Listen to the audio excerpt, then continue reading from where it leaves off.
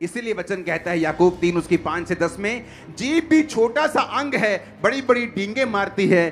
थोड़ी सी आग से देखो कितने बड़े जंगल में आग लग जाती है। जीभ भी एक आग है, हमारे अंगों में अधर्म का एक लोक है, सारी देह पर कलंक लगाती है, जीवन गति में आग लगा देती है, नरक कुंड सी आग से जलती रहती है। हर प्रकार के वन, पशु, पक्षी, रेंगने वाले जंतु, जलचर मनुष्य जाति के वश में हो सकते हैं, पर जीव को मनुष्यों में से कोई वश में नहीं कर सकता। वे एक ऐसी बला है जो रुकती नहीं, प्राण नाशक विष से भरी हुई है। इसी से प्रभु और पिता की स्तुति करते हैं, इसी से मनुष्य को जो परमेश्वर के स्वरूप में उत्पन्न हुए हैं श्राप देते हैं। हे मेरे भाइयों, एक ही मुंह से धन्यवाद और श्राप दोनों निकलते हैं, ऐसा नहीं होना चाहिए। उसने कहा जीव तुम्हारे जीवन में अधर्म का लोक है, नरक कुंड की आग से जलती रहती है। जो व्यक्ति इसको काम में लाना नहीं जानता वो इसका फल पाएगा। कितने इन बातों को समझ रहे हैं? अब आपको ये बात समझ आनी चाहिए कि ये बातें ऐसी नहीं हैं कि आपको नरक में ले जाएंगी, पर मैं आपको दावा करता हूं ये बातें ऐसी हैं जो इस दुनिया में आपके लिए प्रभु ने रखा हुआ है, कभी आप तक नहीं पहुंचेगा। मैं आपको बता रहा हूं आने वाले 10 साल में लोग यहां खड़े होंगे टेस्टिमनी देने के लिए कि मैं ऐसी थी और मेरी लाइफ में देखो परमेश्वर ने क्या किया। आप देखना, लोग गवाही देंगे कि मेरी लाइफ में मैंने कुछ हासिल नहीं किया, मैं कहीं नहीं पहुंची, मैं जीरो से भी नीचे चली गई हूं, क्योंकि मेरे जीवन में ये आदत थी। आप देखना, मैं आपको प्रोफेटिक वर्ड दे रहा हूं, ये गिरेगा नहीं, मैं आपको बता रहा हूं। वचन जब हमें नहीं मालूम होता, आपने मुझे कभी भी किसी पास्टर की चुगली करते नहीं देखा होगा। पास्टर मीटिंग्स में मैं बहुत कम निकलता था ताकि मैं किसी की चुगली ना करूं, ना सुनूं, ना फालतू बात करूं, ना सुनूं, ना देखूं। अपना काम करूं, अपनी प्रेयर करूं, अपने लोगों के लिए प्रेयर करूं, अपने लोगों को बचाऊं, अपनी कॉलिंग को पूरा करूं, जो काम खुदा ने दिया उसे करूं। एक ही मुंह से लेकिन हम परमेश्वर को धन्यवाद करते हैं, वर्शिप करते हैं, गीत गाते हैं, हालेलुया, आमीन। जैसे जब चर्च कंप्लीट हो जाती है आमीन हो जाता है, जी तुम लगा बता नाली शुरू। तो परमेश्वर ने कहा ये दो मुंह सांप की तरह क्या कर रहे हो? एक मुंह से धन्यवाद करते हो, दूसरे मुंह से उसी भाई की, उसी बहन की जो प्रभु के स्वरूप में है उसकी निंदा करते हो।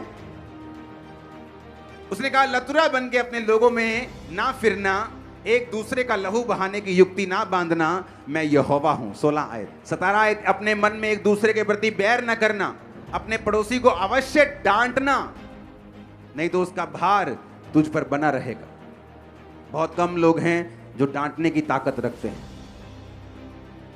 लेकिन बाइबल में लिखा है, फिर से पढ़ेंगे, लतुराई का मतलब इब्रानी भाषा में 7400 शब्द। राकील का मतलब है स्कैंडल मॉन्गर, और उसके बाद स्लेंडर, कैरी टेल्स और टेल बीरर। टेल बीरर को जब हम पढ़ते हैं, गूगल पे पढ़ेंगे टेल बीरर के शब्द को, उसमें लिखा टेल बीरर वो आदमी है जो सीक्रेट्स जाहिर करता है दूसरे लोगों के ऊपर, आपके सीक्रेट्स। ये एक ऐसा व्यक्ति है चर्च में, बाइबल कहती है ये इनडायरेक्टली शैतान का दूत है और शैतान उसे इस्तेमाल कर रहा है। कुछ लोगों की आदत होती है, मैं आपको बता रहा हूं, बहुत से पास्टर्स ऐसे लोगों के साथ ग्रसित हैं, बहुत सी सेवकाइयां ऐसे लोगों के साथ ग्रसित हैं। आपके साथ कुछ लोग होते हैं ऐसे जो खुद कहीं नहीं जाते, पर आपके साथ के लोगों को हमेशा डिस्करेज करते हैं।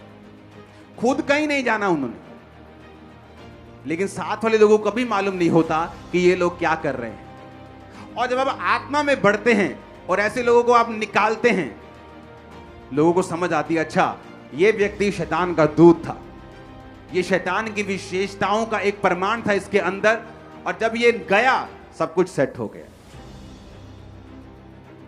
और जिन व्यक्तियों को ऐसे लोग डिस्करेज करते हैं, उन व्यक्तियों का हाल देखो जाके क्या होता है। जब वो निकल जाते हैं बुरे हाल होते हैं, बुरे हाल बताने योग्य नहीं।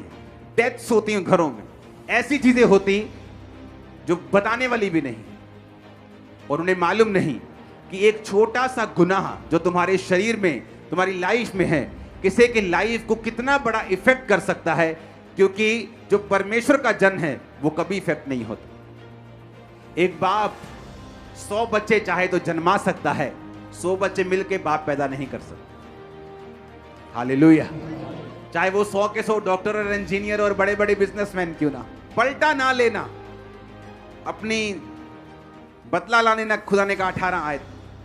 अपने जाति भाइयों से बैर मत करना, एक दूसरे से अपने समान प्यार करना, मैं यहोवा।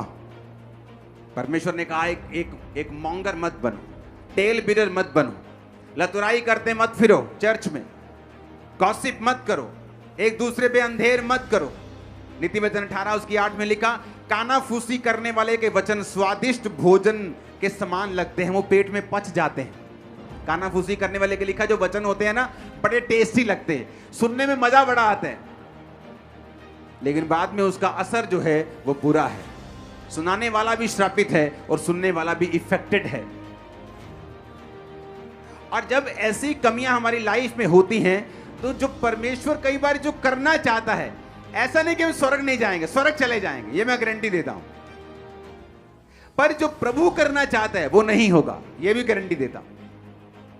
वो परफेक्ट लाइफ जो खुदा देना चाहता है नहीं होगी। तुम जहां मर्जी चले जाओ, जो परमेश्वर का प्लान है वो एक ही है, वो अलग अलग नहीं है। अगर वहां फेल तो सब जगह फेल, मैं आपको बता रहा हूं। कितने मेरी बात को समझ रहे हैं? अगर ये वचन आपने नहीं समझे तो सब कुछ व्यर्थ है। आप आमीन आमीन बोल के थक जाएंगे, आप बोलेंगे मेरी लाइफ में एक काम क्यों नहीं हो रहा, क्योंकि ये ऐसी चीजें हैं जो आपकी लाइफ को परफेक्ट होने से रोकती हैं। और कुछ ब्लेसिंग्स ऐसी हैं, जब तक आप उन चीजों को हासिल नहीं करते, आत्मा में परफेक्ट नहीं होते, आपकी लाइफ में कभी एंटर नहीं करते। एक असली मसीही व्यक्ति गॉसिप सुनने से उत्तम यह समझता है कि जिस व्यक्ति की लाइफ में उसको कमी नजर आती है, उस व्यक्ति के लिए वो प्रेयर करेगा। हालेलुया। ऊंची आवाज में बोलो हालेलुया, ऊंची आवाज में हालेलुया।